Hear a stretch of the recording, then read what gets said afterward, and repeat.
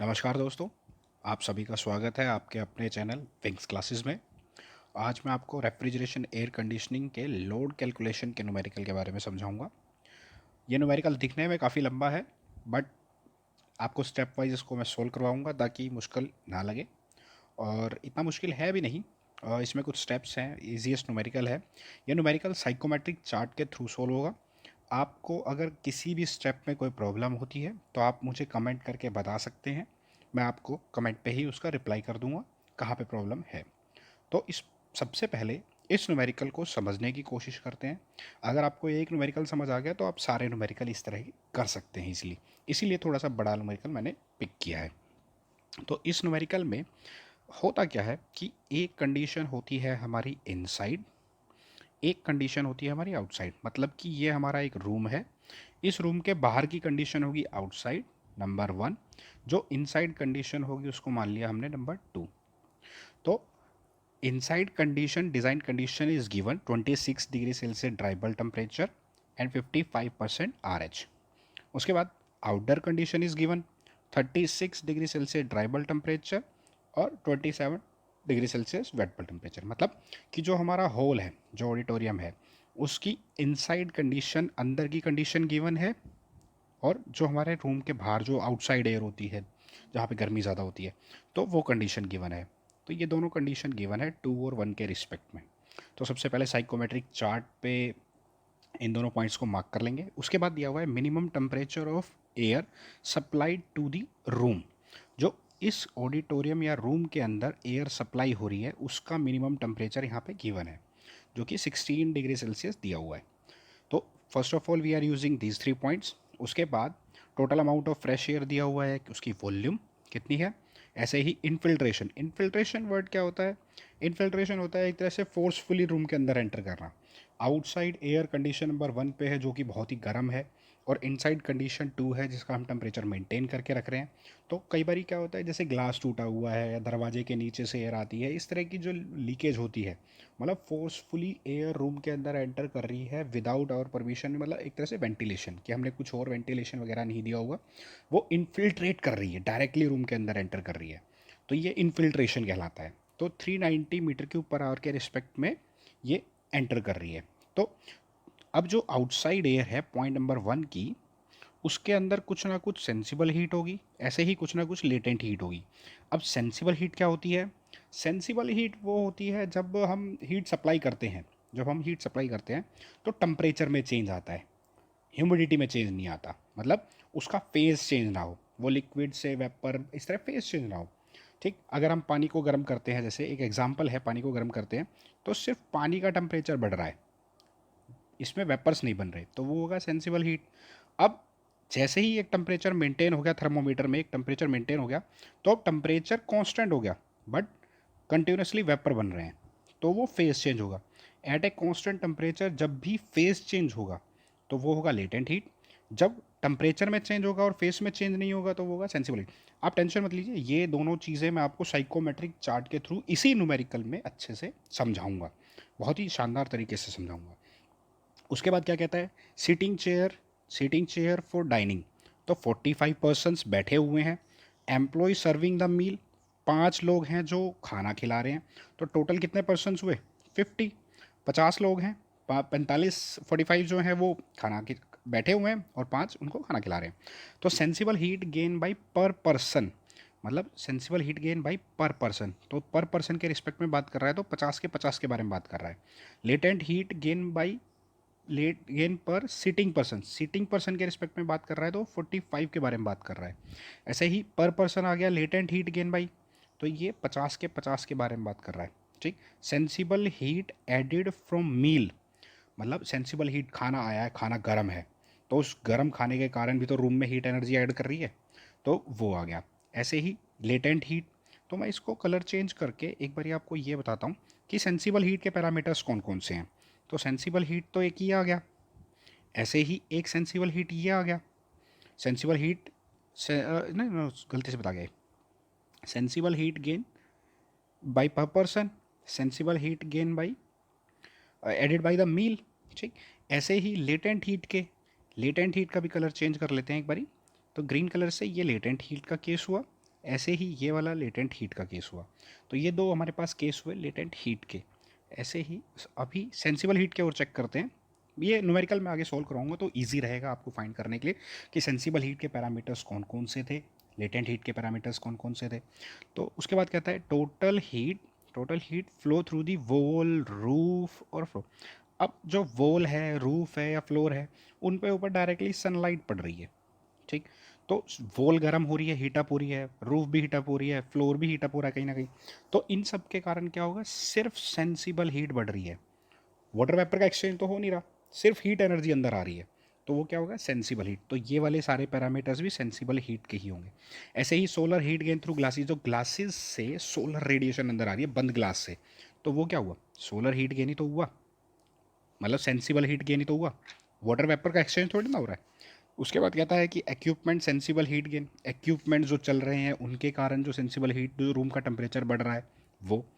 Equipment latent heat gain, तो equipment से जो लेटेंट हीट बढ़ रही है तो वो भी दिया हुआ है। तो हमारे पास लेटेंट हीट के पैरामीटर 1, 2 और ये 3। ऐसे ही सेंसिबल हीट के पैरामीटर्स हो गए हमारे पास, ये आ गया 1, ये 2, ये 3 और ये 4।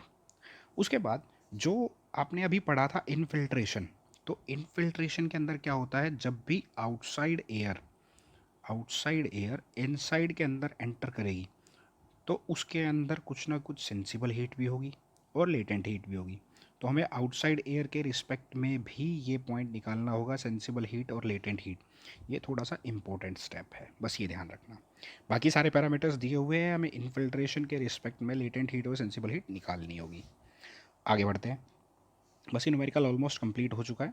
इसमें आगे क्या कहता है, motor power connected to the fan, ये फ़ैन की पावर दी हुई है, इसको अलग से निकाल लेंगे। जब रेफ्रिजरेटिंग लोड निकालेंगे तो उसके टाइम पे इसको कैल ऐड कर देंगे, इसमें ज़्यादा कुछ भी नहीं है। If the fan is install before the air conditioning, वो बताया हुआ है। अब इसमें क्या क्या निकालना है, amount of air delivered to the room, कितना अमाउंट एयर का डिलीवर्ड हो रहा है रूम के अंदर। परसेंटेज ऑफ रीसर्कुलेशन, अब रीसर्कुलेशन क्या होता है कि अंदर की एयर का कुछ परसेंट रीसर्कुलेट कर दिया जाता है, अंदर की एयर का कुछ परसेंट रीसर्कुलेट कर दिया जाता है, तो वो रीसर्कुलेशन कहलाता है। उसके बाद क्या कहता है, refrigerating load on the coil in ton of refrigeration, क्या कहता है, refrigerating load on a coil, refrigerating load निकालना है, ये भी कुछ ज़्यादा नहीं है, रेफ्रिजरेटिंग लोड ही निकालना है, वो फैन के रिस्पेक्ट में निकाल लेंगे। Dew point temperature of the cooling coil and bypass factor, इसमें सबसे ज़्यादा स्टूडेंट्स को दिक्कत आती है, तो ये वाला स्टेप ज़रूर देखना, इसको मैं ढंग से समझाऊंगा अभी। तो मेरी पहली वीडियोज़ के अंदर भी बच्चों को इशूज़ रहे हैं, तो आज मैं उसको रिजोल्व करता हूँ। तो dew point temperature of the cooling coil, dew point temperature क्या होता है, जब कोयल के ऊपर ही कंडेंसेशन होना शुरू हो जाए। ड्यू पॉइंट टेम्परेचर क्या होता है, कंडेंसेशन। तो dew point temperature of the cooling coil मतलब कोयल के ऊपर ही कंडेंसेशन होता है। उसके बाद बाईपास फैक्टर पूछा हुआ है, तो एयर का बाईपास फैक्टर वो भी समझाऊंगा मैं आपको अभी न्यूमेरिकल के साथ साथ। तो इसमें मेन पॉइंट अभी हम 3 पॉइंट्स को लेके चलते हैं, इन 3 को। हमारे स्टेप्स क्या होंगे, नंबर 1, साइकोमेट्रिक चार्ट के ऊपर सारे पॉइंट्स को, जो फर्स्ट 3 पॉइंट्स हैं उनको मिलाना। उसके बाद सेंसिबल हीट, लेटेंट हीट निकालना। उसके बाद इन पैरामीटर्स के रिस्पेक्ट में सेंसिबल हीट फैक्टर निकालना। बस इतना न्यूमेरिकल कर लिया तो ऑलमोस्ट 80 to 90% न्यूमेरिकल सॉल्व हो जाएगा। आइए न्यूमेरिकल को सॉल्व करते हैं। तो दोस्तों इस न्यूमेरिकल को स्टार्ट करते हैं सॉल्व करना। अगर आपने इस चैनल को अभी तक सब्सक्राइब नहीं किया है तो प्लीज़ सब्सक्राइब कर लें, ताकि हम और वीडियोस बनाएं आपके लिए, और हमें एक तरह से बूस्ट मिलता है इससे कि आप हमारी वीडियोस को लाइक करते हैं, सब्सक्राइब करते हैं तो अच्छा लगता है। तो स्टार्ट करते हैं। तो इसमें न्यूमेरिकल में first of all first 3 point, inside design condition, outside condition, inside, outside और मिनिमम टेम्परेचर के रिस्पेक्ट में। सबसे पहले आप एक काम कीजिए, इसके अंदर इनसाइड आउटसाइड कंडीशन के रिस्पेक्ट में एक बॉक्स बना लीजिए। This is my inside condition, this is a mixing chamber. उसके बाद एक फ़ैन लगा हुआ है। उसके बाद एक कंडीशनिंग यूनिट है, जो हम एयर कंडीशनर बोलते हैं एक तरह से वही। उसके बाद एक ये, और एक किया हुआ है रीसर्कुलेटेड एयर, और यहाँ पे आउटसाइड एयर को यूज़ कर रहे हैं। तो ये हो गया मेरा एक डायग्राम। तो आउटसाइड कंडीशन क्या होगी, नंबर 1। इनसाइड कंडीशन क्या होगी, नंबर 2। उसके बाद जो यहाँ पे आई फैन से जस्ट पहले, तो ये होगी 3 कंडीशन। ये हो जाएगी मेरे पास एसी की यूनिट के बाद फोर्थ कंडीशन, यहाँ पे कूलिंग कोयल आ गया, ये रेफ्रिजरेटिंग यूनिट है। तो इसको मैं अच्छे से बताता हूँ। This is indoor condition, this is outside condition. ये एयर कंडीशनर लगा हुआ है, एसी लगा हुआ है, कूलिंग कोयल्स लगी हुई हैं, ये एक फ़ैन लगा हुआ है, ये रीसर्कुलेटिंग एयर है। तो ये क्या होगा, M R, mass of recirculated air. ये क्या होगा, mass of fresh air, mass of recirculated air, mass of fresh air. और यहाँ पे क्या होगा, total M A, mass of total air जो रूम के अंदर एंटर करेगा। तो इस पॉइंट पे टेम्परेचर दिया हुआ है 16 डिग्री सेल्सियस, ये न्यूमेरिकल में दिया हुआ है 16 डिग्री सेल्सियस टेम्परेचर की वजह। तो अभी इनसाइड कंडीशन क्या दी हुई है, अब इनसाइड कंडीशन पे आते हैं। इनसाइड कंडीशन दी हुई है 26 डीबीटी। डीबीटी का मतलब होता है ड्राई बल्ब टेम्परेचर, और 55% आरएच। तो 26 और 55, तो यहाँ पे आते हैं, ये है 25, ये है 26, तो ये हुआ 26। ड्राई बल्ब टेम्परेचर की लाइन कौन सी होती है, ये सारी वर्टिकल लाइंस, ये सारी vertical lines dry bulb temperature की हैं। तो एक ये ड्रॉ कर लिया, तो मेरे पास ये टेम्परेचर कितना आया, 26 डिग्री सेल्सियस, और 55% आर एच। तो रिलेटिव ह्यूमिडिटी दिख रही है आपको, ये लगी हुई रिलेटिव ह्यूमिडिटी। तो ये रिलेटिव ह्यूमिडिटी होती है, तो 50 और ये है 60, 50 और 60, 50 ये वाला है, 60 ये वाला है। तो इन दोनों के बीच में कहीं पे यहाँ पे 55 आएगा, जहाँ पे दोनों कट करेंगे तो मेरा पॉइंट नंबर 1 आ गया। समझिए, जितनी वर्टिकल लाइंस हैं, ये जितनी वर्टिकल लाइंस हैं, ये जितनी वर्टिकल लाइंस हैं, ये सारी है due by temperature, dry bulb temperature, जो नीचे यहाँ पे टेम्परेचर देती है। ठीक, ऐसे ही जितनी कर्व वाली लाइन है, ये होती है रिलेटिव ह्यूमिडिटी की। ठीक, मैं इनको मिटा देता हूँ क्योंकि अभी न्यूमेरिकल सॉल्व करना है मैं यहीं पे। तो ये हो गई मेरी इनसाइड कंडीशन। उसके बाद आउटसाइड कंडीशन भी दी हुई है। आउटसाइड कंडीशन क्या है, आउटडोर कंडीशन दी हुई है 36 degree Celsius dry bulb temperature, 36 और 27, 36 और 27। तो 36 कहाँ पे आएगा, ड्राई बल्ब टेम्परेचर तो नीचे होता है, तो यहाँ पे मेरा 36 आ गया, ये वाला 36, ये ड्राई बल्ब टेम्परेचर की लाइन आ गई, डॉटेड डॉटेड बना देता हूँ इसको। और 27 था ना, 27 degree Celsius wet bulb temperature. तो वेट बल्ब टेम्परेचर की ग्रीन लाइंस होती हैं ये वाली, ये सारी वेट बल्ब टेम्परेचर की हैं। तो 25, 26, 27। तो इसको थोड़ा सा और ऊपर मिलाया, और यहाँ पे इसको इंक्लाइन करके मिलाया, तो जहाँ पे भी ये कट करेंगी ये हो जाएगा मेरे पास आउटडोर कंडीशन। तो this is outdoor condition number, sorry, this is point number 1। Outdoor condition is point number 1, indoor condition is, और outdoor condition is point number 1, indoor condition is point number 2। So अब होता क्या है कि infiltration हो रहा है, पॉइंट नंबर 1 डायरेक्टली 2 में एंटर कर रहा है, जैसा कि न्यूमेरिकल में दिया भी हुआ है इनफिल्ट्रेशन, न्यूमेरिकल में गिवन है इनफिल्ट्रेशन। तो इनफिल्ट्रेशन में क्या होगा, हमें 1 को 2 से मिलाना ही मिलाना होगा क्योंकि इनफिल्ट्रेशन हो रहा है। तो आप लोगों को 1 और 2 को डायरेक्टली ज्वाइन करना होगा। मेरे पास स्केल दिया इसलिए मैं ऐसे इसको डाक करके मिला देता हूँ। तो 1 और 2 को हमने ज्वाइन कर दिया। अब 1 और 2 को ज्वाइन करने के बाद होता क्या है कि आपको मैंने सेंसिबल हीट और लेटेंट हीट समझाया था। और सेंसिबल हीट क्या होता है और लेटेंट हीट क्या होता है। सेंसिबल हीट वो होता है जब कि टेम्परेचर में चेंज होता है, टेम्परेचर में चेंज होता है, इंक्रीज़ हो या डिक्रीज़ हो, टेम्परेचर में चेंज होगा बट फेज चेंज नहीं होगा। ऐसे ही लेटेंट हीट पे क्या होगा, टेम्परेचर में कोई चेंज नहीं होगा बट फेज चेंज होगा। अब जितनी ये वर्टिकल, अगर आपको मैं यहाँ से दिखाऊँ ऐसे, तो जितनी ये वर्टिकल लाइंस हैं, ये वाली लाइन है, जैसे ये एक लाइन है और एक ये वाली लाइन है। तो दिस इज़, मान लीजिए ए, बी और सी। ए और बी में अगर आप ट्राइबल टेम्परेचर चेक करेंगे तो नीचे टेम्परेचर चेंज होता हुआ दिखेगा। यहाँ से यहाँ पे टेम्परेचर चेंज हो रहा है 45, और यहाँ पे 35, 36, 37, 38। इस पॉइंट पे 38 है और इस पॉइंट पे 45 है।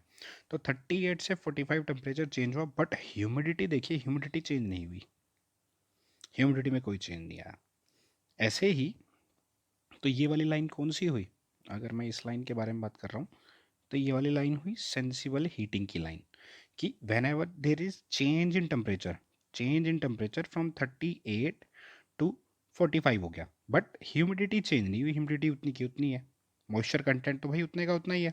तो ये क्या हुआ, सेंसिबल हीट। ऐसे ही ये वर्टिकल लाइंस होती हैं, वर्टिकल लाइन में क्या हो रहा है, देखिए यहाँ पे ह्यूमिडिटी में चेंज आ रहा है, 0.7 से 0.13 हो गई, या बढ़ गई या डिक्रीज हो गई, ठीक। तो ह्यूमिडिटी में तो चेंज आया, बट टेम्परेचर देखिए, टेम्परेचर 45 का ही 45 है।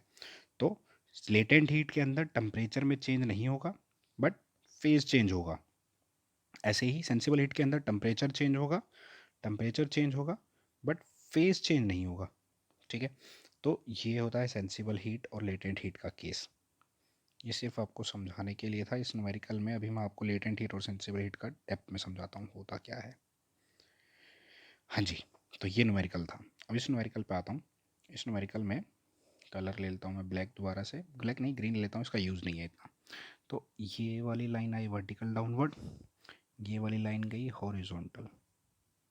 तो जहाँ पे ये कट करेंगी वहाँ पे एक पॉइंट बना लिया ए, ठीक, ये पॉइंट हो गया ए।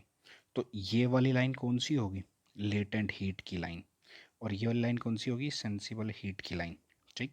ये वाली सेंसिबल हीट की लाइन होगी, क्यों, क्योंकि टेम्परेचर 26 से 36 चला गया, 26 से 36, 26 से 36 हो गया, ठीक। ऐसे ही ये, इसको मैं लिख भी देता हूँ, तो 26 से 36 डिग्री सेल्सियस हो गया, ठीक। और ह्यूमिडिटी देखिए इस पॉइंट के रिस्पेक्ट में, ह्यूमिडिटी में कोई चेंज नहीं है, ह्यूमिडिटी कांस्टेंट है। अगर 2 और ए के रिस्पेक्ट में ह्यूमिडिटी चेक करें तो दोनों के रिस्पेक्ट में ह्यूमिडिटी सेम है, बट 1 और ए के रिस्पेक्ट में देखा जाए, 1 और ए के रिस्पेक्ट में, तो यहाँ पे ह्यूमिडिटी का चेंज आ गया, बट टेम्परेचर 36 डिग्री सेल्सियस ही है दोनों के रिस्पेक्ट में। तो ये वाली लाइन हुई लेटेंट हीट की, ये हुई सेंसिबल हीट की। और इन दोनों पॉइंट के रिस्पेक्ट में हीट अगर मेज़र करनी हो तो पॉइंट नंबर 1 के रिस्पेक्ट में अगर हीट चेक करनी हो तो 85, follow the green line from point number 1। ऐसे ही 2 पॉइंट से आ जाएगी, 2 पॉइंट के रिस्पेक्ट में आ जाएगी 50, एक मिनट कुछ गड़बड़ है,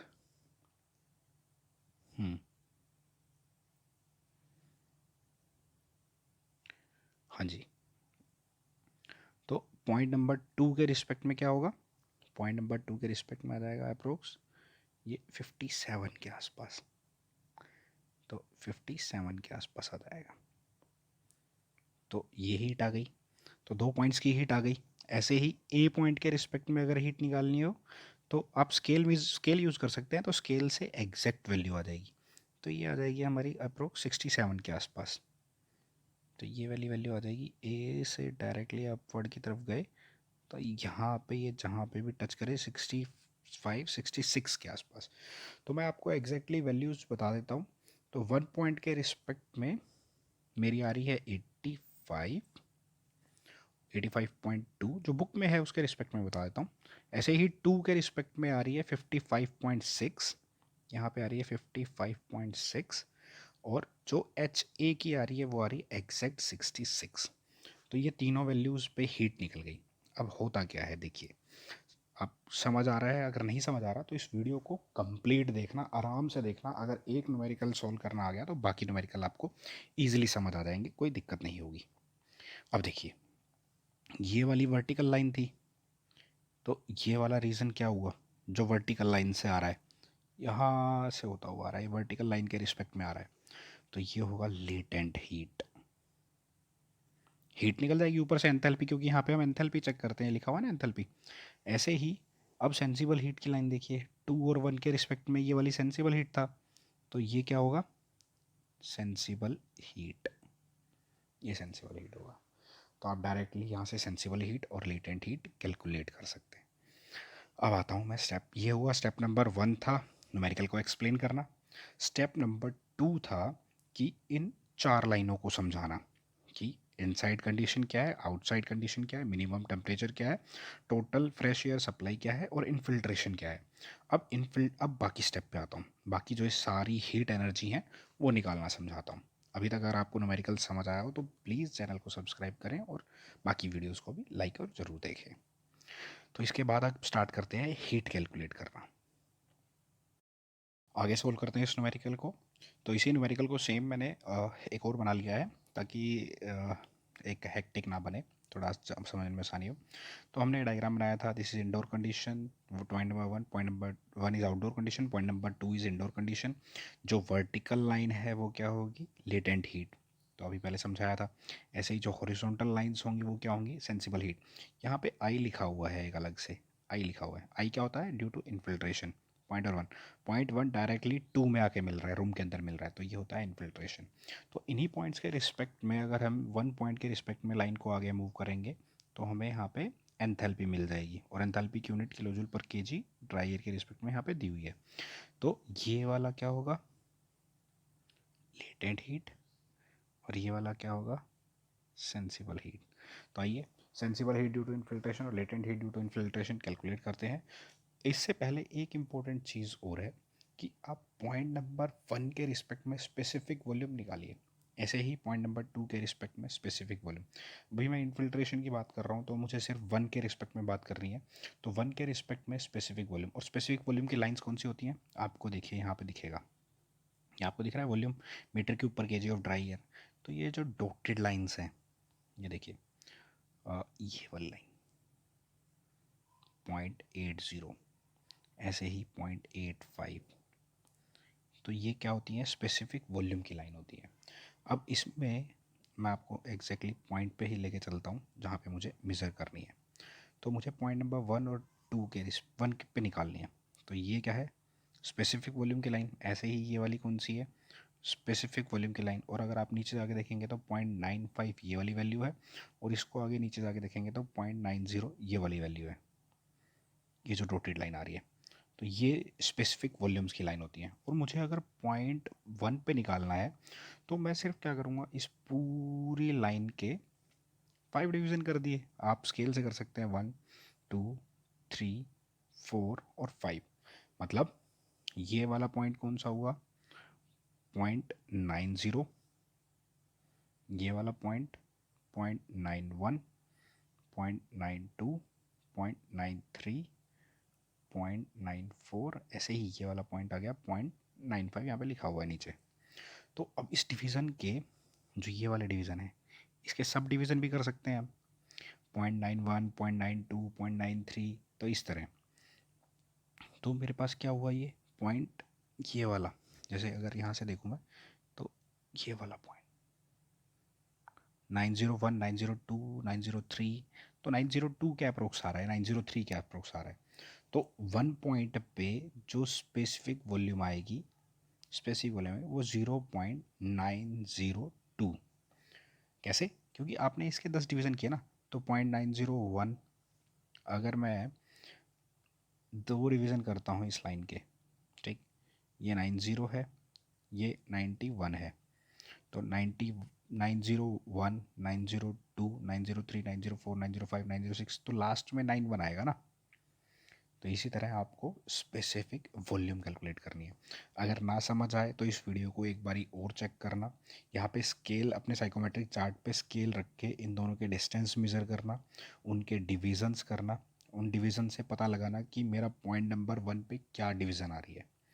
तो ये आप अपने आप से कर सकते हैं, मैंने एक बारी समझा दिया है। अगर फिर भी समझ नहीं आता है तो आप मुझे बताना, मैं आप लोगों को एक वीडियो इस तरह की बना के दे दूँगा ताकि आपको ईजिली समझ आ सके। ठीक है, तो ये पॉइंट नंबर वन था। ठीक, तो स्पेसिफिक वॉल्यूम निकाल ली मैंने पॉइंट नंबर वन के रिस्पेक्ट में।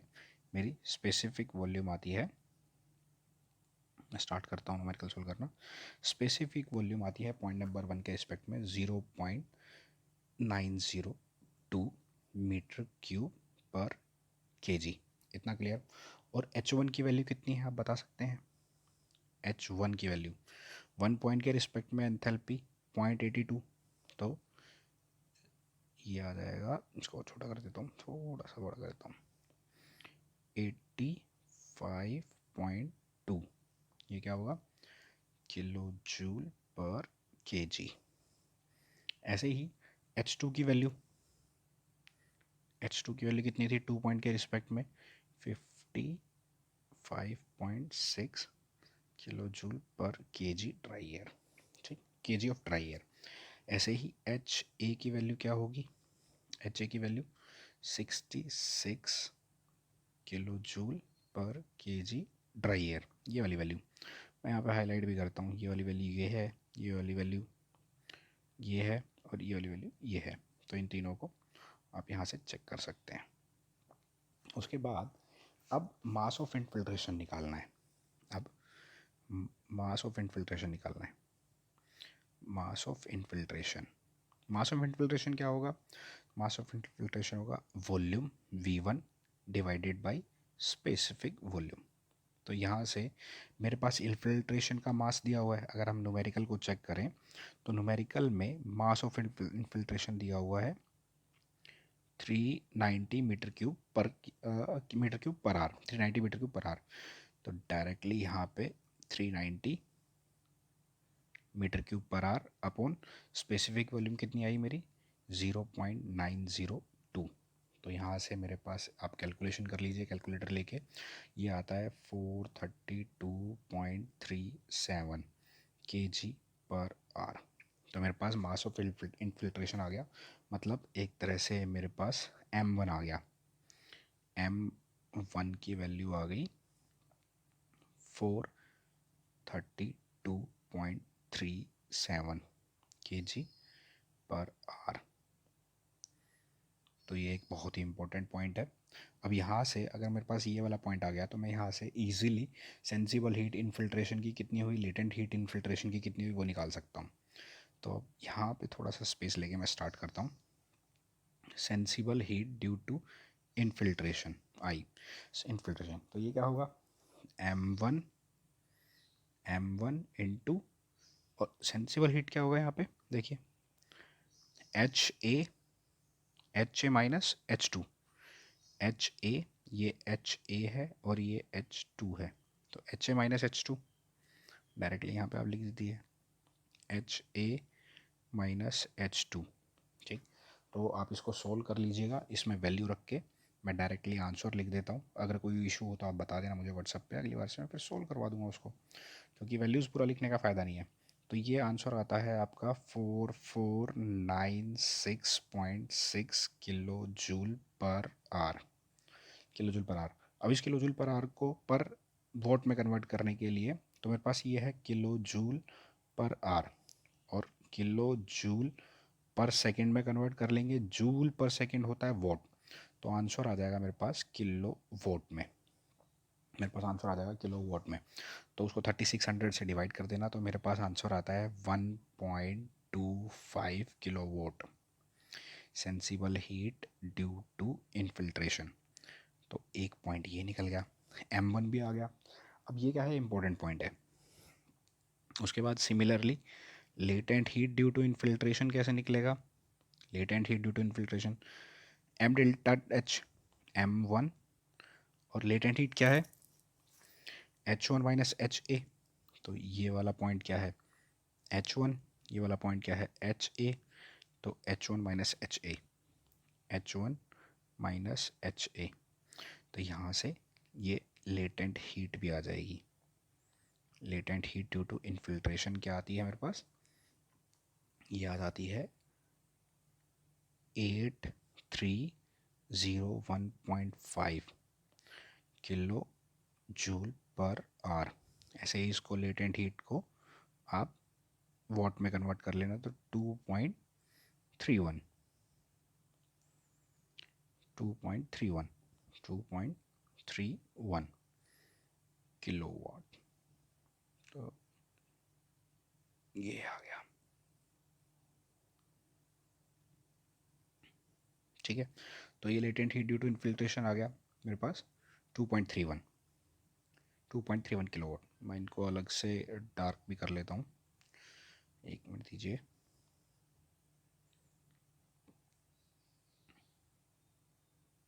एक पॉइंट ये हो गया लेटेंट हीट, एक ये हो गया सेंसिबल हीट। तो ये न्यूमेरिकल के स्टेप्स थे। सबसे पहले आपने स्पेसिफिक, ये न्यूमेरिकल में सबसे पहले स्पेसिफिक वॉल्यूम निकाल ली, पॉइंट नंबर 1। एंथैल्पी आपको निकालनी आती है न्यूमेरिकल में, जैसा कि पहले पिछले पिछले में भी समझाया था। ऐसे ही हमने मास ऑफ इन्फिल्ट्रेशन या मास ऑफ एयर निकाल लिया, फ्रेश एयर का कितना है m1। उसके बाद सेंसिबल हीट कैलकुलेट की और लेटेंट हीट कैलकुलेट की इन्फिल्ट्रेशन की। तो यहाँ तक आपका 50% न्यूमेरिकल सोल्व हो चुका है। आप इसका स्क्रीनशॉट ले लीजिए ताकि मैं इसको रब करके आगे के पॉइंट एक्सप्लेन कर सकूँ। तो दोस्तों आगे स्टार्ट करते हैं। हमने यहाँ पे सेंसिबल हीट निकाली थी ड्यू टू इन्फिल्ट्रेशन और लेटेंट हीट निकाली थी ड्यू टू इन्फिल्ट्रेशन 1.25 और 2.31। आगे सोल्व करते हैं कि सारे सेंसिबल हीट फैक्टर और लेटेंट हीट फैक्टर के कितने वो हैं फैक्टर्स। तो इस न्यूमेरिकल में अभी कि कितने परसेंट बैठे हुए हैं 45, कितने एम्प्लॉय हैं जो फूड सर्व कर रहे हैं 5। तो सेंसिबल हीट गेन बाय पर पर्सन 60 वोट पर पर्सन। मतलब कि अगर हम स्टार्ट करें यहाँ से, तो सेंसिबल हीट बाय पर पर्सन, सेंसिबल हीट बाय पर पर्सन तो कितनी दी हुई है 60 किलो वोट, 60 वोट। और कितने बंदे बैठे हुए हैं 45। तो आप कैलकुलेट करके निकाल लेना, ये आ जाएगा 2700 वोट। तो इसको किलो वोट में कन्वर्ट कर लेना। तो किलो वोट में कन्वर्ट होके क्या आ जाएगा, ये 2.7 किलो वोट। ठीक, ऐसे ही अब ये हो गया, ये वाला पॉइंट क्लियर है। उसके बाद शुरू करते हैं लेटेंट हीट गेन पर सिटिंग पर्सन। तो पर सिटिंग पर्सन बोला हुआ है, तो लेटेंट हीट गेन बाय पर सिटिंग पर्सन। तो ये कितना है, सिटिंग पर्सन कितने दिए हुए हैं 45। तो 45 सिटिंग पर्सनस दिए हुए हैं इनटू, और कितनी हीट, कितने 45 पर्सनस ही बैठे हुए हैं, बैठे कितने हैं 45। तो 45 इंटू 45 कर लेना, तो ये आंसर आएगा 2025 वोट। इसको किलो वोट में कन्वर्ट कर लेना, तो 2.025 किलो वोट। ठीक है, इसके बाद क्या दिया हुआ है, लेटेंट हीट गेन बाय, ये हो गया। उसके बाद दिया हुआ है लेटेंट हीट गेन बाय पर एम्प्लॉय। एम्प्लॉय कितने हैं 5 एम्प्लॉय है। तो लेटेंट हीट गेन बाय पर एम्प्लॉय, पर एम्प्लॉय तो कितने एम्प्लॉय हैं टोटल 5 एम्प्लॉय हैं, और उनसे कितनी लेटेंट हीट निकल रही है, तो लेटेंट हीट निकल रही है 75 इंटू 75। तो यहाँ से 5 इंटू 75 करके आप कैलकुलेटर यूज़ कर लेना, तो डायरेक्टली निकल जाएगा 375 वोट। तो आंसर क्या है, 0.375 किलो वोट। ठीक है, तो इन दोनों को आप ऐड कर देना, क्योंकि ये पर पर्सन के रिस्पेक्ट में निकल जाएगा। तो लेटेंट हीट गेन बाय पर पर्सन विच इज, ये वैल्यू हो जाएगी 550 और 7293 किलो वोट। तो ये वैल्यूज़ मैं यहाँ पे लिख देता हूँ साथ साथ। तो कितनी सेंसिबल हीट आई, सेंसिबल हीट बाय पर पर्सन कितनी है 2.7, 2.7। लेटेंट हीट बाय पर पर्सन ये कितनी आ रही है 2.390। ठीक है 39। तो ये मेरे पास ये वाले पॉइंट्स हो गए। तो यहाँ तक का ये क्लियर है। न्यूमेरिकल में इतना न्यूमेरिकल लेंथी दिया हुआ है, इतना लेंथी है नहीं, बट स्टेप समझ लीजिए, सारे न्यूमेरिकल्स में एक ही स्टेप फॉलो होता है। और अगर जहाँ पे वीडियो समझ नहीं आती तो आप उसको रिपीट करके देख सकते हैं। उसके बाद आता है sensible heat, sensible heat gain from the meal. तो sensible heat gain from the meal और latent heat added through the meal. तो डायरेक्टली यहाँ पे मैं लिख देता हूँ sensible heat by meal, latent heat by meal. इन दोनों की वैल्यू एग्जैक्ट उठा के रख दो। तो ये है 0.16 और 0.28, 0.16, 0.28। तो ये वाली वैल्यूज़ भी, तो मेरा न्यूमेरिकल यहाँ तक क्लियर हो गया। उसके बाद आता है कि total heat flow through the wall roof, और मैं न्यूमेरिकल में ही समझाया था कि वॉल रूफ फ्लोर से सिर्फ सेंसिबल हीट अंदर आती है। तो सेंसिबल हीट बाय वॉल, तो वॉल लिख देता हूँ यहाँ पे, तीनों ही फैक्टर आ जाएंगे। तो ये आ जाएगा 5.9। ठीक है, ऐसे ही सेल solar heat gain through glass. तो यहाँ पे भी solar heat gain through glass, ये कितना आ जाएगा मेरे पास 1.9। उसके बाद क्या कहता है, equipment, equipment sensible heat gain point, equipment की सेंसिबल हीट बाय इक्विपमेंट, ये कितनी है 2.75, 2.75। और इक्विपमेंट्स की लेटेंट हीट कितनी है 0.65। तो लेटेंट हीट बाय इक्विपमेंट, तो ये कितनी दी हुई है 0.65, 0.65। तो ये सारे फैक्टर्स निकल गए। सबसे लास्ट में आप इनको टोटल करके निकाल लीजिए, इनकी वैल्यूज़ कितनी आ रही है। तो टोटल सेंसिबल हीट कितनी हुई, तो ये रूम की टोटल सेंसिबल हीट आएगी। ऐसे ही रूम की लेटेंट हीट कितनी हुई वो निकाल लीजिए। तो ये आती है 14.96, 14.96 किलोवाट। ऐसे ही लेटेंट हीट कितनी हुई 5.64, 5.64। तो ये रूम की लेटेंट सेंसिबल हीट हुई और ये रूम की लेटेंट हीट हुई। तो room sensible heat factor is equal to room sensible heat upon room sensible heat plus room latent heat. तो रूम की टोटल हीट आ गई। तो यहाँ पे आप डायरेक्टली निकाल सकते हैं इसको सोल्व करने के लिए। 14.96 डिवाइडेड बाई, इन दोनों को प्लस कर दीजिए, 14.96 प्लस 5.64। तो यहाँ से रूम सेंसिबल हीट फैक्टर आ जाएगा, जो कि बहुत ही इंपॉर्टेंट है न्यूमेरिकल के रिस्पेक्ट में। वो आता है 0.726। तो ये वैल्यू, ये अगेन एक इम्पोर्टेंट पैरामीटर है। तो ऑलमोस्ट न्यूमेरिकल यहाँ पे ख़त्म होता है। इसे ध्यान रखना कि रूम सेंसिबल हीट फैक्टर क्या होता है। तो मैं आगे न्यूमेरिकल सॉल्व करता हूँ। मैं इसको हटा देता हूँ यहाँ से, ये डिलीट कर दिया, और इसके बाद अब स्टार्ट करता हूँ न्यूमेरिकल सॉल्व करना। तो मेरे पास रूम सेंसिबल हीट फैक्टर आ गया। जो एक्स्ट्रा चीज़ें हैं वो मैं रिमूव कर देता हूँ। ठीक है, ये सब कुछ हटा दिया। अब आते हैं अपने मेन न्यूमेरिकल पे। ठीक है, तो अभी मेरे पास रूम सेंसिबल हीट फैक्टर निकल के आ गया 0.76। और आप अगर चार्ट के सबसे एंड में चेक करेंगे रूम 726, तो यहाँ पे आता है सेंसिबल हीट फैक्टर। ये है sensible heat factor, sensible heat factor. अब सेंसिबल हीट फैक्टर के अंदर मुझे पॉइंट निकालना है 726। तो 707172, तो यहाँ पे कहीं 726 सेंसिबल हीट फैक्टर आएगा। 0.726 रूम सेंसिबल हीट फैक्टर। तो ये रूम सेंसिबल हीट फैक्टर निकल के आ गया। और न्यूमेरिकल में एक चीज़ और ध्यान रखना कि एक पॉइंट होता है अलाइनमेंट सर्कल।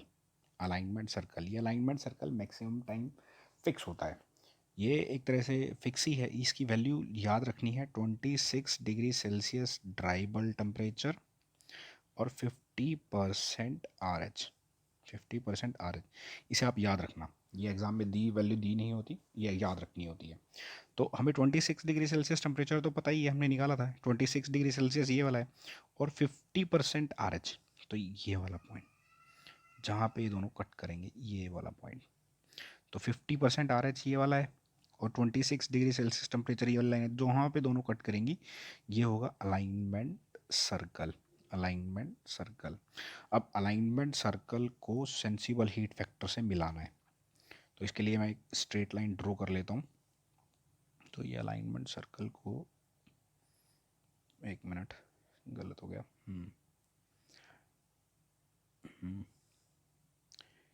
इस पॉइंट को इससे मिलाना है अलाइनमेंट सर्कल से। तो अलाइनमेंट सर्कल से ये मिल गया, और यहाँ से इसको उठा लेता हूँ मैं अलाइनमेंट सर्कल से मिलाने के लिए।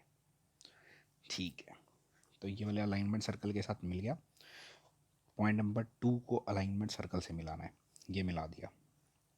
ठीक है, अब इस लाइन के जस्ट पैरेलल इसको मैंने कॉपी किया, और यहीं पर ही मैंने इसको पेस्ट किया, और इसको उठा के लेके आया।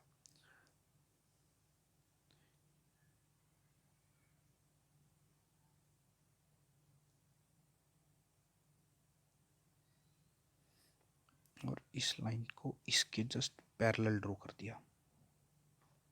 मैं इस लाइन का कलर चेंज कर देता हूँ, ये कर देता हूँ मैं light green colour, blue colour की, डार्क ब्लू कलर। ठीक है, ये वाली लाइन इस लाइन के जस्ट पैरेलल होनी चाहिए और 2 से पास होती हुई जाए। ये लाइन इसके जस्ट पैरेलल होनी चाहिए और पॉइंट नंबर 2 से पास होती जाए। मतलब समझाने का मतलब ये है कि जो इसको इस पॉइंट को ध्यान देना, ठीक है। मैं थोड़ा सा कलर चेंज करता हूँ। ये जो अलाइनमेंट सर्कल की लाइन आई थी ये जस्ट पैरेलल होनी चाहिए दूसरी लाइन के, और अलाइनमेंट सर्कल वाली लाइन जो है, जो अलाइनमेंट सर्कल वाली ये वाली लाइन है, ये दूसरी लाइन जो 2 पे है उसके पैरेलल जानी चाहिए। मतलब जो अलाइनमेंट सर्कल वाली लाइन है ये एक और लाइन जो 2 से पास हो रही है उसके पैरेलल होनी चाहिए। तो जब दोनों पैरेलल होंगी तो हमारे पास रूम की कंडीशन आ जाएगी कि रूम की कंडीशन क्या है। दोबारा समझाता हूँ, इस पॉइंट पे आके स्टूडेंट्स कंफ्यूज हो जाते हैं। कारण क्या है, हमने सबसे पहले रूम सेंसिबल हीट फैक्टर निकाल लिया। रूम सेंसिबल हीट फैक्टर से हमने ये वाला पॉइंट निकाल लिया। इस पॉइंट के बाद हमने एक अलाइनमेंट सर्कल निकाला। इस अलाइनमेंट सर्कल को हमने इस रूम सेंसिबल हीट वाली लाइन से मिला दिया। फिर हमने इस लाइन के पैरेलल ये वाली लाइन ड्रॉ करी। ये वाली लाइन 2 से ऊपर से पास होके जानी चाहिए। ये 2 पॉइंट नंबर 2 से पास होके जानी चाहिए। ये पॉइंट नंबर 2 है तो 2 के ऊपर से पास होके जानी चाहिए। तो हमारी ये रूम की कंडीशन होगी। अब थोड़ा बहुत समझ आया होगा। तो वाली कंडीशन रूम के ऊपर से पास हो जानी चाहिए। तो ये क्लियर है। जो प्रीवियस एक दो 10 सेकंड पहले की थी उसका एक स्क्रीनशॉट ले लेना। आगे मैंने न्यूमेरिकल को समझाने के लिए न्यूमेरिकल के अंदर अब हमारे पास ये पैरेलल लाइन आएगी। ये होती है एक तरह से रूम सेंसिबल हीट फैक्टर की लाइन। ये रूम सेंसिबल हीट फैक्टर की लाइन होती है जो डार्क ब्लू कलर में आ रही है। उसके बाद ये हमारे पास न्यूमेरिकल दिया हुआ था जिसके अंदर इंडोर कंडीशन थी 2, आउटडोर कंडीशन थी 1, दोनों की मिक्सिंग हुई एम पे। उसके बाद 3 पॉइंट आया, 3 से फैन पे गया, फैन के बाद एसी एयर कंडीशनिंग यूनिट लगी हुई है, उसके बाद 4 आया। तो 4 पॉइंट पे हमें टेम्परेचर गिवन था न्यूमेरिकल के अंदर, जैसे कि ये दिया हुआ है minimum temperature of air supply to the room, ये 16 डिग्री सेल्सियस दिया हुआ था न्यूमेरिकल में।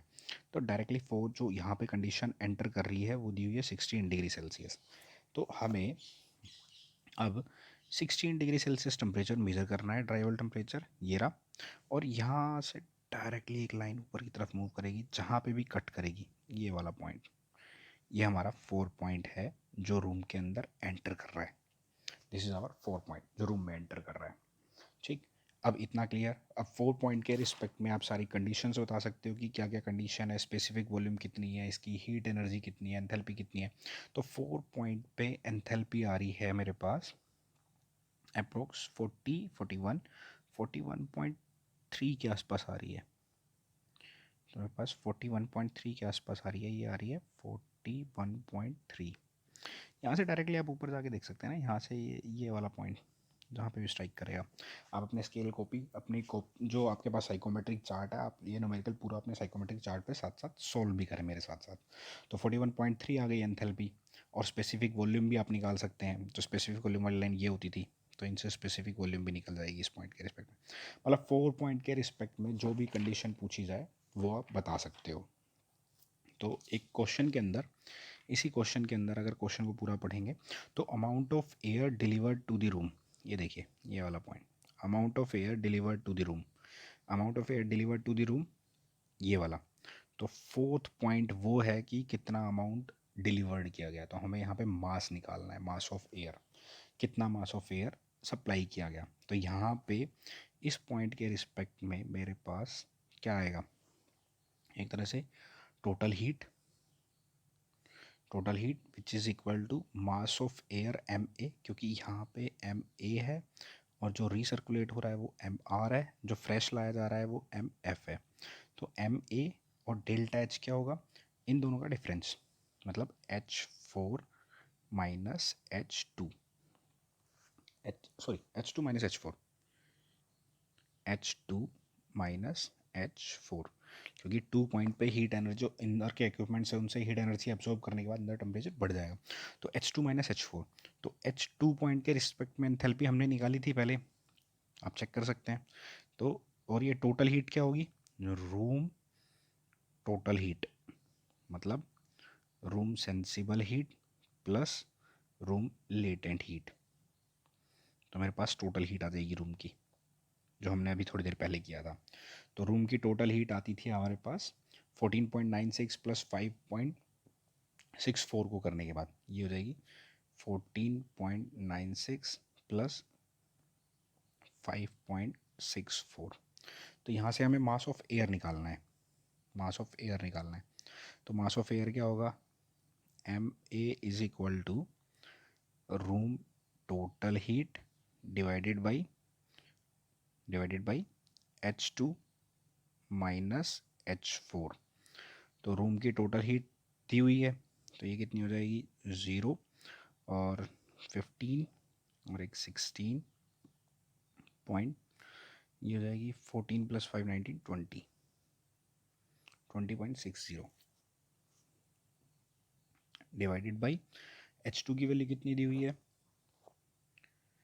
H2 की वैल्यू दी हुई थी मुझे यहाँ पे 55। H2 की वैल्यू दी है 55.6, 55.6 ये वाला पॉइंट यहाँ पे 55.6 माइनस इसकी कितनी आ रही है H4 की 41.3। तो एक ये पैरामीटर आ गया, यहाँ से एम ए की वैल्यू आ जाएगी। तो एम ए कितना आ रहा है आपका, ये आ रहा है 1.44 किलो जूल के जी पर सेकेंड। और पर आर में निकालोगे तो इसको पर आर के रिस्पेक्ट में कन्वर्ट कर लेना, ये आ जाएगी मेरे पास एम ए की वैल्यू पर आर में 5184 के जी पर आर। तो ये मास ऑफ एयर आ गया, कितना मास ऑफ एयर सर्कुलेट हुआ, मास ऑफ एयर सर्कुलेशन। तो 4 पॉइंट के रिस्पेक्ट में अब रूम के अंदर टोटल कितना मास सर्कुलेट हुआ वो निकल के आ गया 5184 के जी पर आर। तो मैं इसको थोड़ा सा अभी रब कर देता हूँ ताकि समझ आ सके। ये मैंने सारा मिटा दिया जितना निकाला था, ठीक। ये रूम सेंसिबल हीट फैक्टर की रिक्वायरमेंट नहीं है, आप इस बार बार इसका स्क्रीनशॉट ले लीजिए। वैसे तो साथ साथ न्यूमेरिकल सोल्व करते रहिए, कोई दिक्कत नहीं आएगी। अगर न्यूमेरिकल सोल्व नहीं कर रहे हैं तो उसका स्क्रीनशॉट लेके रख लीजिए। तो यहाँ से इसको भी रब कर देता हूँ और सिर्फ एम ए की वैल्यू को छोड़ देता हूँ। तो ये एम ए की वैल्यू बच गई। उसके बाद निकालते हैं कि कितना मास सर्कुलेट हो रहा है। एक तरह से न्यूमेरिकल में जो फर्स्ट पॉइंट पूछा गया था वो ये पूछा गया था, amount of air delivered to the room in metre cube per hour. जो हमने वी ए निकाला है वो amount of air delivered to the room है per hour 4313 metre cube per hour. तो ये निकला कितना अमाउंट ऑफ एयर डिलीवर्ड हुआ। तो पॉइंट नंबर 1 हो गया ये जो हमने निकाला है। यहाँ पे मैं डायरेक्टली आंसर भी लिख देता हूँ, V A is equal to 4313 metre cube per R. और यहाँ से मैं इसको मिटा देता हूँ ताकि हम आगे का सोल्व करें। अब आता है स्टेप नंबर 2। स्टेप नंबर 2 क्या पूछा हुआ है, परसेंटेज ऑफ रीसर्कुलेटेड एयर। मतलब जो ये एम आर है इसका कितना परसेंटेज, मतलब ये कितनी परसेंट है जो इनसाइड कंडीशन से एयर लेके रीसर्कुलेट करके फ्रेश एयर के साथ, ये फ्रेश एयर है, इस फ्रेश एयर के साथ ये रिसर्कुलेटेड एयर मिक्स की जा रही है।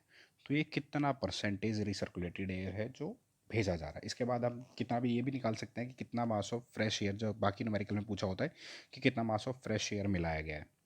तो एम आर निकालना है। एम आर निकालने के लिए हमें सबसे पहले एम ए पता चल गया, एम ए की वैल्यू पता है हमें, ठीक। अब हमें एम एफ निकालना है, फिर हमें एम आर भी निकालना है। तो एम ए की वैल्यू आई थी 5184 के जी पर आर। तो अब एम एफ निकालते हैं। एम एफ निकालने के लिए क्या है, सीधा सा हमारे पास एक ही फैक्टर है, एम एफ निकालना है। एम एफ निकालने के लिए V F amount of fresh air divided by specific volume at point 1। Specific volume at point 1 हमने स्टार्टिंग में ही निकाली थी 0.902, मतलब पॉइंट नंबर 1 के रिस्पेक्ट में स्पेसिफिक वॉल्यूम की लाइन, ये वाला पॉइंट नंबर 1 के रिस्पेक्ट में स्पेसिफिक वॉल्यूम की लाइन। तो यहाँ पे इस पॉइंट 1 पॉइंट के रिस्पेक्ट में, तो ये हम निकाल चुके हैं। V F fresh air supply numerical में गिवन है 15, कितनी दी हुई है 1550 1550। मैं आपको न्यूमेरिकल में भी दिखा देता हूँ इसकी वैल्यू। ये देखिए कहाँ पे दिया हुआ है, the amount of fresh air supplied to the room.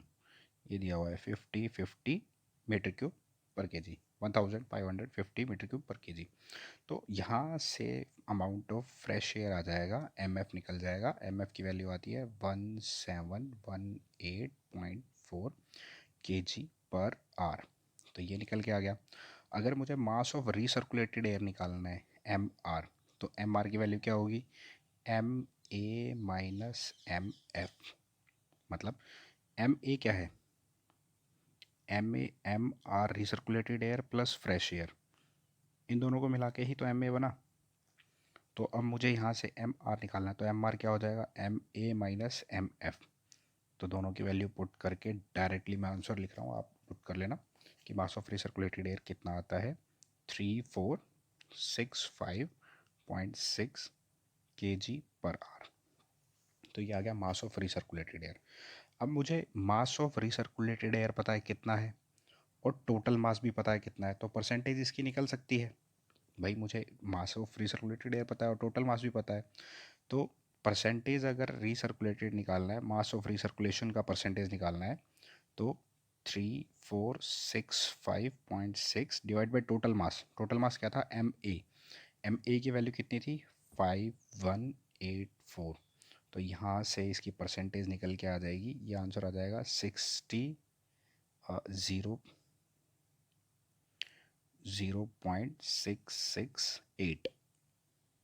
That's mean percentage कितना हुआ, 66.8%। तो ये रिसर्कुलेशन हुआ, मास ऑफ रिसर्कुलेटेड एयर। तो मास ऑफ रिसर्कुलेटेड एयर कितना आया, 66.8। तो ये हमारे दो पैरामीटर निकल के आ गए। तो आप इसका स्क्रीनशॉट ले सकते हैं, और एक बार अगर देखना हो तो यहाँ से वीडियो को पॉज करके आप देख सकते हैं कि ये स्टेप कैसे निकालें। तो मास ऑफ रिसर्कुलेटेड एयर 66.6। इस पूरे न्यूमेरिकल के अंदर अमाउंट ऑफ डिलीवर्ड एयर निकाल चुके हैं, परसेंटेज ऑफ रिसर्कुलेटेड एयर निकाल चुके हैं। अब ये दो छोटे से स्टेप बचे हुए हैं। रईस refrigeration load on the cooling coil in ton of refrigeration. In ton of refrigeration मतलब रेफ्रिजरेटिंग इफेक्ट निकालना है। अब रेफ्रिजरेटिंग इफेक्ट निकालने के लिए हमें इस कंडीशन का पता होना चाहिए, पॉइंट नंबर 3 का। मैं कलर चेंज कर लेता हूँ यहाँ पे, ताकि ये पॉइंट नंबर 3 का पता होना चाहिए हमें, और एक पॉइंट नंबर 4 का पता होना चाहिए, 3 और 4 के रिस्पेक्ट में। ऐसे ही 3 के रिस्पेक्ट में H3 निकल जाएगा, और 4 के रिस्पेक्ट में H4 निकल जाएगा। तो हमारे पास ये दोनों पॉइंट हमें पता होना है। और 3 और 4 के रिस्पेक्ट में कितना मास ऑफ रेफ्रिजरेंट फ्लो कर रहा है, एम ए ही फ्लो कर रहा है। इस पूरी लाइन के अंदर एम ए ही फ्लो कर रहा है। तो एम में डेल्टा एच हो जाएगा, और कितनी हीट एनर्जी के रिस्पेक्ट में। तो आगे इसको मैं सॉल्व करता हूँ, इसको सॉल्व करते हैं। तो सबसे पहले 3 पॉइंट निकालना है, मेन पॉइंट है 3। अब 3 पॉइंट कैसे निकलेगा, ये 2 पॉइंट है, ये 1 पॉइंट है, 2 और 1। और हो क्या रहा है, 66.8% एयर 2 से ली और 1 में मिक्स कर दी। 66.8% एयर 2 से ली और 1 में मिक्स कर दी, मतलब 1 और 2 पॉइंट। ये 1 और 2 पॉइंट है, मतलब इस पूरी लेंथ को 1 से लेके 2 तक जितनी ये लेंथ है, इस पूरी लेंथ को मेज़र किया। 1 से लेके 2 तक जितनी ये लेंथ है उसको मेज़र किया, और 2 से लेके उसको 1 में मिक्स किया। मतलब 1 का टेम्परेचर कितना डिक्रीज़ होना चाहिए, 60, इस पूरी लेंथ का 66.8%। दोबारा समझाता हूँ क्योंकि ये एक इम्पोर्टेंट पॉइंट है, ये समझ नहीं आता स्टूडेंट्स को। हमें 1 और 2 पता है, क्लियर है, 1 और 2 पता है। अब 2 से कितना सर्कुलेशन हुआ, 66.8%। किस में मिक्स हुआ, 1 में, क्योंकि यहाँ पे एक मिक्सिंग चैम्बर है। इस मिक्सिंग चैम्बर के अंदर 2 से एयर उठाई 66.8 और 1 के साथ मिक्स कर दी। तो ये 1 से 2 की एक लाइन थी, ये पॉइंट नंबर 1 था, ये पॉइंट नंबर 2 था। तो इसको हमने मेज़र कर लिया कितनी लेंथ आ रही है, और मान लो एक्स आई, एक्स को हमने मल्टीप्लाई कर दिया 66.8 से, जो मतलब हमारे पास कितना है, पूरी लेंथ है, तो उसको 0.668 से कर दिया, जो परसेंटेज आई है, तो 0.668 से मैंने इसको मल्टीप्लाई कर दिया, तो मेरे पास ये लेंथ आ जाएगी कि मुझे, सॉरी इसमें एक गड़बड़ है,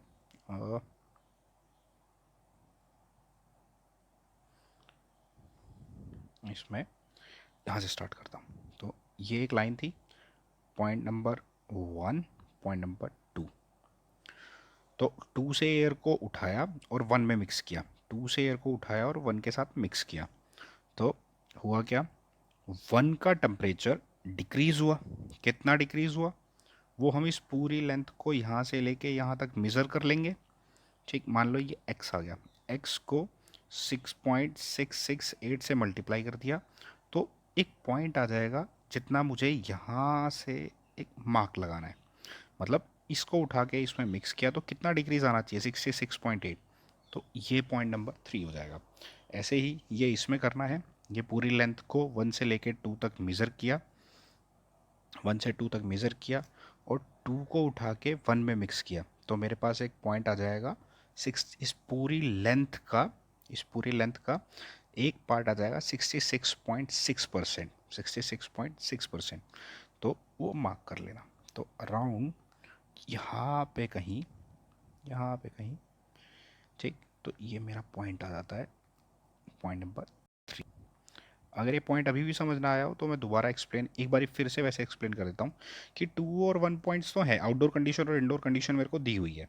अब 2 कंडीशन से 66% एयर सर्कुलेट हुई और 1 में मिक्स हुई, 2 से एयर उठाई 1 में मिक्स हुई, तो 2 कितनी परसेंट है, 66.8, तो 1 में मिक्स हुई तो 1 का कितना डिक्रीज होना चाहिए, कितना ये डिक्रीज आना चाहिए, 66.8। इस टोटल लेंथ का 1 से 2 की लेंथ का ये कितना हुआ, 66.8% हुआ। ठीक है, तो ऐसे ही पॉइंट नंबर 3 आ गया, तो पॉइंट नंबर 3 के रिस्पेक्ट में हम यहाँ पे एंथैल्पी भी निकाल लेंगे कि कितनी एंथैल्पी है, वो एंथैल्पी निकल जाएगी यहाँ पे। ऐसे ही 3 पॉइंट के रिस्पेक्ट में नीचे जाके देख लेंगे टेम्परेचर कितना आ रहा है, वो भी मेज़र कर लेंगे। तो जो बुक के अंदर डायरेक्टली वैल्यूज़ दी हुई है मैं आपको बता देता हूँ, मैं आपको लिखवा भी देता हूँ यहाँ पे। तो T3 जो टेम्परेचर आया है वो आया 29.2 डिग्री सेल्सियस। ऐसे ही H4 जो आया, H3 जो आया है वो आया है 65 किलो जूल पर केजी। तो ये दो चीज़ें आ गई मेरे पास। H4 मुझे पता ही है, H4 मैंने पहले ही निकाला था, 41.3 किलो जूल पर केजी। तो H4 4 पॉइंट के रिस्पेक्ट में हमने यहाँ पे निकाला ही था 41.3 किलो जूल पर केजी। तो ये सारी वैल्यू मेरे पास आ गई। तो हमें सिर्फ डायरेक्टली रेफ्रिजरेटिंग लोड निकालना है। रेफ्रिजरेटिंग लोड होता क्या है, refrigerating effect which is equal to MA, कितनी हीट एनर्जी रिमूव हुई, H3 minus H4 plus heat by fan, जो बीच में फ़ैन लगा हुआ है, मतलब कि ये एक एयर कंडीशनिंग यूनिट लगी हुई है, इसने कितनी हीट एनर्जी रिमूव की वो, तो H3 से H4 तक हीट एनर्जी रिमूव हुई, कितना मास सर्कुलेशन कर रहा है, MA सर्कुलेशन कर रहा है, प्लस एक फ़ैन भी लगा हुआ है। तो यहाँ से इसका रेफ्रिजरेटिंग इफेक्ट या रेफ्रिजरेटिंग लोड आ जाएगा। इन सब की वैल्यूज़ पुट कर देंगे। तो वैल्यूज़ पुट करने के बाद मेरे पास जो रिज़ल्ट आ रहा है वो आ रहा है 41.63 किलो वोट, 41.63 किलो वोट। और इसको कन्वर्ट कर लेंगे, किलो वोट को अगर आपको कन्वर्ट करना हो तो इसको टन्स में करना है। ठीक, तो टन में करने के लिए 210 क्यू, आपको रेफ्रिजरेटिंग इफेक्ट याद होगा, वो हो जाता है 210 क्यूब। ठीक, तो ये 210 क्यूब ही होता है, पर मिनट के रिस्पेक्ट में आएगा ये। ऐसे ही 3.5 क्यूब ये किलो वोट के रिस्पेक्ट में, टन के रिस्पेक्ट में आ जाएगा। तो refrigerating effect is equal to 41.63 divided by 3.5, तो ये आंसर कुछ 11.89 टन्स में आ जाएगा। ये अगर आपको स्टेप समझ नहीं आया हो तो इसको मैं समझा देता हूँ साइड में। इसमें होता क्या है, ये 210 क्यूब, जो 1 टन ऑफ रेफ्रिजरेशन होता है वो होता है 210 किलो जूल पर मिनट। ऐसे ही 3.5 किलो जूल पर सेकेंड, ऐसे ही 14,000 किलो जूल पर आवर। तो ये वैल्यूज़ होती हैं, उन्हीं के रिस्पेक्ट में किया हुआ है। तो काफ़ी न्यूमेरिकल में समझाया भी हुआ है, आप प्रीवियस न्यूमेरिकल भी देख सकते हैं। तो यहाँ से ये रेफ्रिजरेटिंग इफेक्ट निकल के आ जाएगा 11.89 टन ऑफ रेफ्रिजरेशन। तो हमारे पास कितने टन ऑफ रेफ्रिजरेशन है? 11.89 टन ऑफ रेफ्रिजरेशन। तो अब लास्ट पॉइंट बचता है dew point temperature of the cooling coil and the bypass factor. Dew point temperature कैसे निकलेगा? आपने यहाँ पे इस डायग्राम पे आते हैं, 3 और 4 को मिला दिया आपस में, 3 और 4 को मिक्स कर दिया, और ये जितना पीछे जाके स्ट्राइक करेगा वो टेम्परेचर नोट कर लिया। 3 और 4 को मिला दिया। कारण क्यों मिलाया है?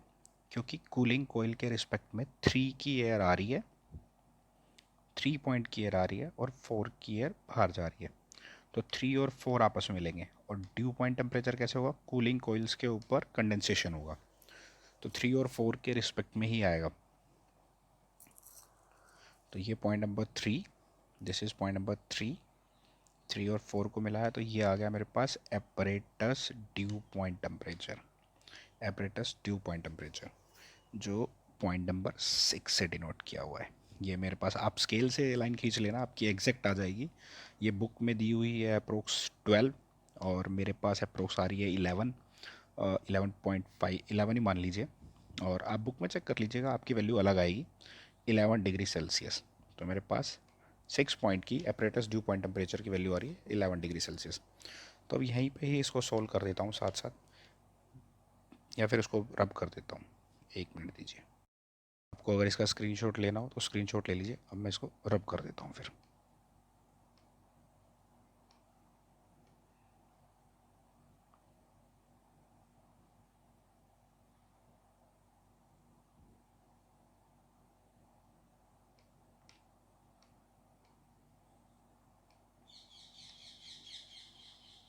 हाँ, तो बाईपास फैक्टर, बाईपास फैक्टर होगा, किस किस के रिस्पेक्ट में निकालना है? ये कूलिंग कोइल्स है, यहाँ से कंडीशन है 3, यहाँ पे कंडीशन है 4।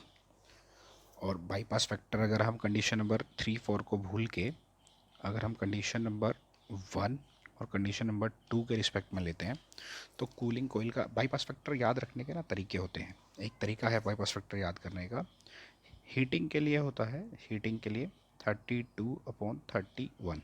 इसको कभी लिखना मत, ये सिर्फ याद करने के लिए है कि TdB3 minus TdB2 divided by TdB3 minus TdB1। ऐसे ही कूलिंग कोइल्स के लिए क्या हो जाएगा? Bypass factor for cooling coil. तो इस 2 को उठा के, इस 2 को उठा के आगे ले आए, इस 1 को उठा के आगे शिफ्ट कर दिया, तो 23/13। ये लिखना मत, सिर्फ याद करने के लिए है जब कंडीशन 1 और 2। तो TdB2 minus TdB3 upon TdB1 minus TdB3। तो सिर्फ एक याद करने का तरीका है। मैं इसको अब समझाता हूँ अच्छे से। तो इसको सॉल्व करना शुरू करते हैं। This is entry condition 1, this is outside condition 2. These inside and outside conditions are replaced by condition. Inside condition is 3, outside condition is 4 as per our diagram. These are the cooling coils। मतलब point 3 से वो enter कर रही है और point 4 पे वो exit कर रही है और रूम में एंटर कर रही है। बट जो हम आज तक पढ़ते आए हैं, bypass factor for cooling which is equal to TdB2 minus TdB3 upon TdB1 minus TdB3। ये bypass factor for the cooling coil है। अब कंडीशन 1 और 2 के रिस्पेक्ट में ये है, तो इन चीज़ों को रिप्लेस करना होगा। इसको रिप्लेस करने के लिए 2 की जगह पे आ गया 4, तो यहाँ पे 2 को रिप्लेस करके कर दिया 4, और 1 2 की जगह पे 4 और 3 की जगह पे जो ये एक मिनट होल्ड करना, ये कंडीशन होती है 3, बट अभी हमारी ये वाली कंडीशन कौन सी है, 6। तो हमने 2 को रिप्लेस किया 4 से, 3 को रिप्लेस किया 6 से, तो ये 6 हो गया, ये भी 6 हो गया, और 1 को रिप्लेस किया हमने 3 से। तो ये स्टूडेंट्स को, मैक्सिमम स्टूडेंट्स को प्रॉब्लम थी कि ये फॉर्मूला कैसे बन गया। तो बाईपास फैक्टर का आप जब पढ़ोगे तो इनलेट कंडीशन दी होती है 1, आउटलेट कंडीशन दी होती है 2, कोयल की जो कंडीशन दी होती है वो 3, और हमारे न्यूमेरिकल में इनलेट कंडीशन है 3 जो कोयल के अंदर है, एग्जिट कंडीशन है न्यूमेरिकल में 4, और जो न्यूमेरिकल के अंदर कोयल की कंडीशन दी हुई है वो 6 दी हुई है एपरेटस ड्यू पॉइंट टेम्परेचर। तो यहाँ से ये बाईपास फैक्टर का फॉर्मूला निकल गया। बाईपास फैक्टर के रिस्पेक्ट में हमें TdB4 भी पता है। TdB4 क्या होगा, यहाँ पर डायरेक्टली नीचे जाके चेक कर लेंगे ये टेम्परेचर, ऐसे ही ये ADP का टेम्परेचर 6 का, 6 और 4 दोनों टेम्परेचर हमें पता है, ठीक, और 3 का टेम्परेचर भी हमें पता है, ये नीचे निकाल लिया। तो यहाँ से आप सोल्व कर लेना सारी वैल्यूज़ को पुट करके, बाईपास फैक्टर की वैल्यू आती है हमारे पास 0.2235। तो ये न्यूमेरिकल पूरा सॉल्व हो जाता है इसी तरह। इस न्यूमेरिकल का एक रिवीजन दोबारा से फटाफट एक न्यूमेरिकल ले लेता हूँ। आप लोगों को अगर न्यूमेरिकल समझ आया हो तो प्लीज़ चैनल को सब्सक्राइब करें। तो इस न्यूमेरिकल के अंदर सबसे पहले दिया हुआ था inlet condition, inside condition number is point number 2 जो ये वाली कंडीशन है। उसके बाद दिया हुआ था पॉइंट नंबर 1 आउटसाइड कंडीशन। तो इनसाइड और आउटसाइड कंडीशन को दोनों को ज्वाइन कर दिया था, मिला दिया था। क्यों, क्योंकि दोनों इन्फिल्ट्रेशन हो रहा था, ठीक, इन्फिल्ट्रेशन के कारण। तो उस इन्फिल्ट्रेशन के कारण सेंसिबल हीट निकाली इन्फिल्ट्रेशन की, और लेटेंट हीट निकाली इन्फिल्ट्रेशन की, ठीक। उसके बाद हमने यहाँ पे VA निकाला था पूरा न्यूमेरिकल को सॉल्व करने के लिए। मैं आपको दोबारा से फर्स्ट पेज पे ही लेके चलता हूँ, ये रहा। तो इनसाइड कंडीशन दी हुई थी, आउटसाइड कंडीशन दी हुई थी, ये भी दिया हुआ था, टोटल इन्फिल्ट्रेशन दिया हुआ था, फ्रेश एयर दिया हुआ था। तो सबसे पहले इन कंडीशंस को चार्ट पे बनाया। चार्ट पे बनाने के बाद हमने इनमें रूम सेंसिबल हीट फैक्टर निकाला। रूम सेंसिबल हीट फैक्टर निकालने के बाद यहाँ पे ये रूम सेंसिबल हीट फैक्टर की वैल्यू आ गई थी। ये रूम सेंसिबल हीट फैक्टर निकालने के बाद एक पैरेलल लाइन ड्रॉ की, जो ये वाली 6 वाली लाइन जो जा रही है पैरेलल, ये वाली लाइन पूरी, तो इसको ड्रॉ किया।